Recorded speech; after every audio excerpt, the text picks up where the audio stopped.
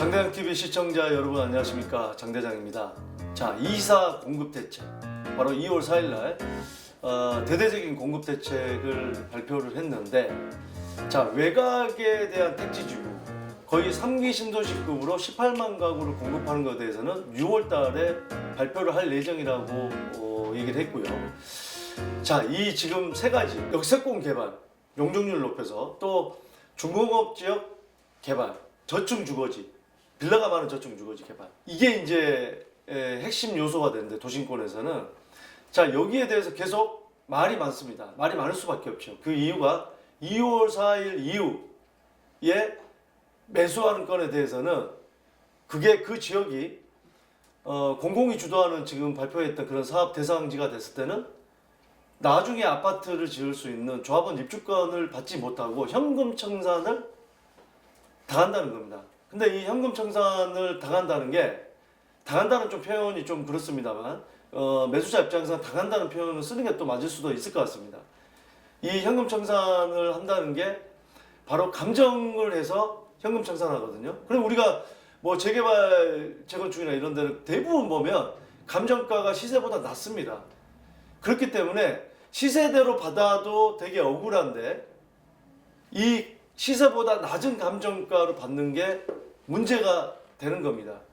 자, 그러면은, 자, 좋습니다. 정부 차원에서는 투기 수요를 억제하고 뭐 그런 차원에서 어떤 공익의 목적, 공익의 목적이라는 게 지금 주거난 때문에 부동산 가격이 폭등하기 때문에 이거는 공익의 목적이 있다고 하는 거고, 그렇기 때문에 이 공익의 목적으로 할 때는 현금 청산에도 문제가 없다는 판례가 있다라는 거고, 반대 입장에서는 개인의 재산권에 대한 침해다. 그리고 2월 4일인데 어느 지역을 하겠다는 얘기도 안 했는데 모르고서 그냥 샀는데 나중에 현금 청산이 된다? 그것도 시세보다 낮은 가격의 보상가로, 감정가로.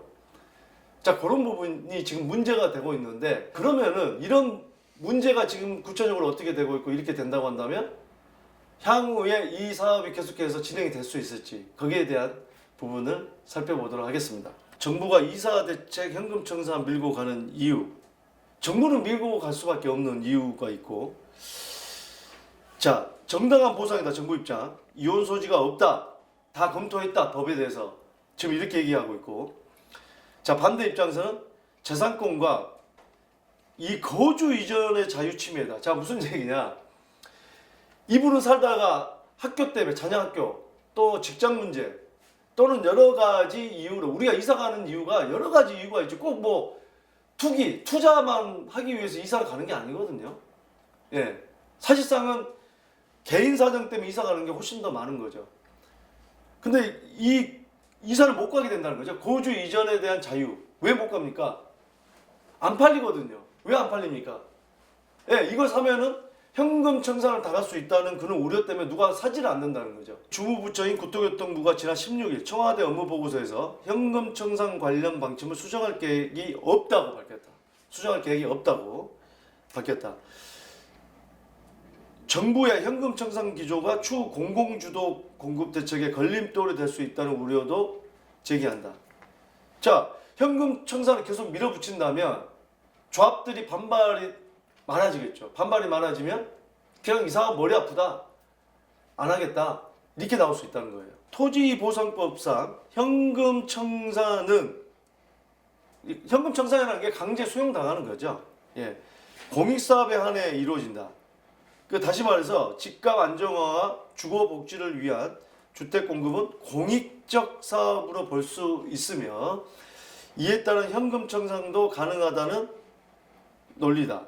네, 공익적 사업이기 때문에 현금 청산도 가능하다는 논리라는 거고, 한 변호사는 공익적 사업의 경우 개인의 사적 재산권을 제한할 수 있다는 점에서 현금 청산의 법적 논리가 충족될 수 있다고 합니다. 또 어떤 변호사는 이미 대법원 판례상 감정가액을 정당한 보상으로 보고 있다. 개발 이익 등이 반영되지 않았다고 해서 감정가액을 정당하지 않다고 보는 논리는 성립하지 않는다. 그러니까 이게 지금 재개발로 인해서, 어떤 개발로 인해서 미래 가치가 있는데 왜 미래 가치를 반영하지 않고 이런 가격으로 감정을 매기냐, 이거는 성립하지 않는다는 얘기죠. 이 변호사 얘기는. 자, 그러면은 자, 이런 부분에 대해서 현재 우려하고 있는, 또 현실로 받아들이고 있는 이런 어떤 피해 사례라면 피해 사례가 될 수 있을 텐데, 그 부분에 대해서 한번 살펴보도록 하겠습니다. 이 국토교통부 여름광장에 올라와 있는 내용입니다. 어떤 분이요, 빌라 1주택자인데 너무 힘듭니다, 제발 도와주세요 라고 올렸습니다. 너무 힘듭니다, 죽겠습니다, 제발 도와주세요. 네. 핵심 요지는요, 빌라를 팔려고 보니 얼마 전에 변창흠 장관님께서 발표하신 내용에 독소 조항이 있었습니다. 제 빌라를 사는 사람은 발표 이후 구매이기 때문에 개발지역 집을 사면 공공개발시 현금 청산 대상자이고 입주권을 받을 수 없는 조항이 있습니다. 그래서 갑자기 집을 사겠다는 사람들이 모두 사라졌는데요.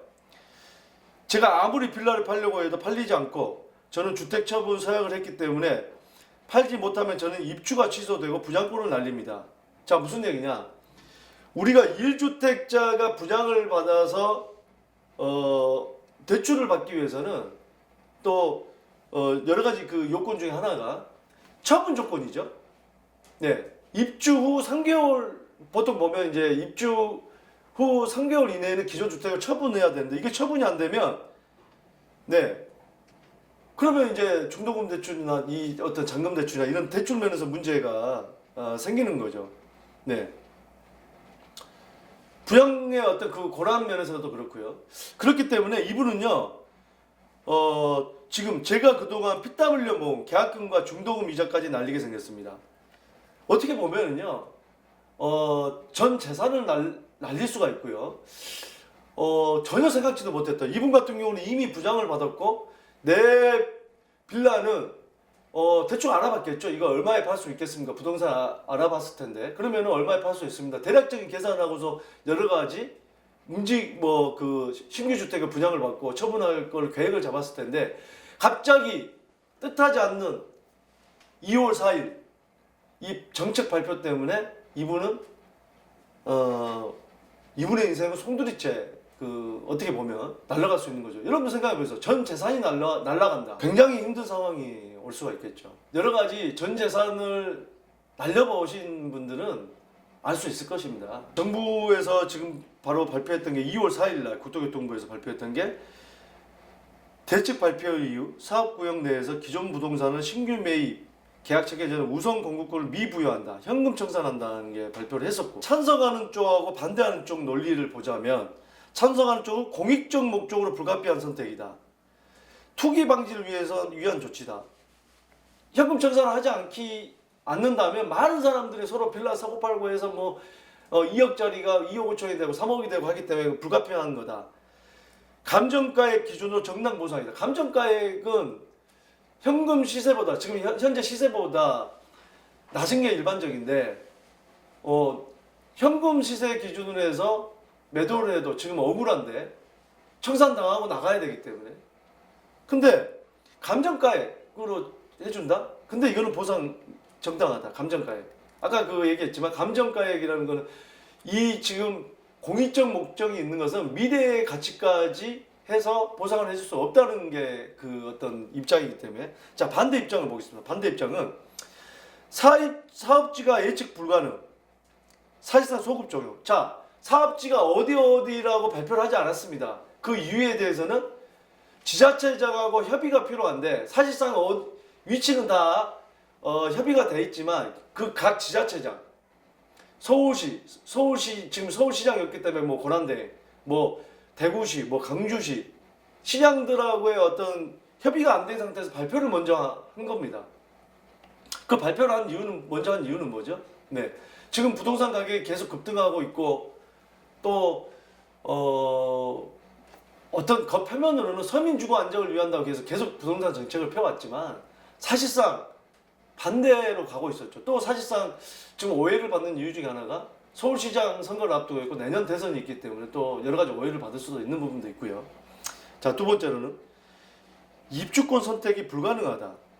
내가 아파트를 입주를 할 건지 그냥 팔고 나갈 건지 그 선택을 해야 하는데 그 선택이 불가능하다는 거죠. 그냥 현금 청산으로 끝난다는 거죠. 세 번째, 매수자가 끊겨 거주 이전 자유 침해가 된다는 거죠. 나는 팔고서 이사를 가야 되는데 살 사람이 없어요. 그렇기 때문에 이거는 거주 이전 자유 침해가 있다는 거죠. 자, 여러분들은 찬성입니까? 반대입니까? 여러분들 생각은 어떤 게 맞을까요? 조금 전에 국토교통부에 올라와 있던 그 사례처럼 이런 분들이 적지 않을 겁니다. 과연 어떻게 보면은 한 인간의 한 어떤 그 개인의 한 가게에 재산을 갖다가 전 재산을 날릴 수 있는 상황이 될 수도 있는데 과연 공익의 목적으로 한다고 해서 이렇게 소급 적용해서 가는 게 과연 맞을 거지? 아니면은 어느 정도 이것을 어떤 보완을 해서 피해 보는 분이 없도록 보완을 하는 게 맞을지 여러분들 생각은 어떻습니까? 제가 이 장대장 TV에서 현재 상황들을 늘 말씀드리는 이유가 이 여러 가지 뉴스들이나 이 전문 지식이 있는 어떤 그 우리 장대장 TV나 이런 걸 살펴보지 않고 이렇게 뉴스에서 떠들어도 계속 사시는 분들이 계십니다. 미래에 대해서 모르고 알고 사시는 분은 뭐 그거야 뭐 본인이 하는 것에 대해서 본인이 책임을 져야 되는 부분이 있기 때문에 근데 아직도 전혀 모르시는 분들이 있어요. 저는 그런 분들을 많이 만나봤습니다. 그냥 나는 일만 해서 부동산을 전혀 모른다. 재테크에 전혀 모른다. 일만 한다. 그런 분들 굉장히 많습니다. 또 야간에 일하고 낮에 주무시는 분들 이런 분들은 물론 이제 뭐 낮에도 뉴스가 24시간 뉴스가 있기 때문에 볼 수는 있지만 생각보다 굉장히 어떤 언론을 전혀 접하지 않고 사시는 분도 굉장히 많기 때문에 이런 분들이 계신다고 하신다면 꼭 우리 유튜브를 링크를 걸어서 공유를 해 주시기 바라겠습니다. 자, 많은 분들의 고민 상담 들어오고 있습니다. 뭐 세법 또 요즘에 뭐 어디가 많이 오를까 떨어질까 뿐만이 아니고 이런 세법에 대해서 아주 잘 알아야 됩니다. 더 올라도 언제 판매에 따라서 시세 차익이 더 적어질 수 있기 때문에 그런 부분에 대해서 잘 확인을 하셔야 됩니다. 많은 분들 상담 들어오고 계시고요. 또 해외 주재원으로 계신 분도 많이 상담 들어오고 계시는데 적극적인 자세로 이메일이나 문자 주시기 바라겠습니다. 자, 매주 화요일 저녁 6시 라이브로 여러 가지 한 주간의 이슈와 여러분들의 고민 상담 실시간으로 해결해 드리고 있습니다. 많은 참여 부탁드리겠습니다. 감사합니다. 자, 둘 중에 시청자님께서는 어느 쪽에 더 끌리신가요? 그래도 이쪽이 조금 더 유리할 것으로 보여집니다.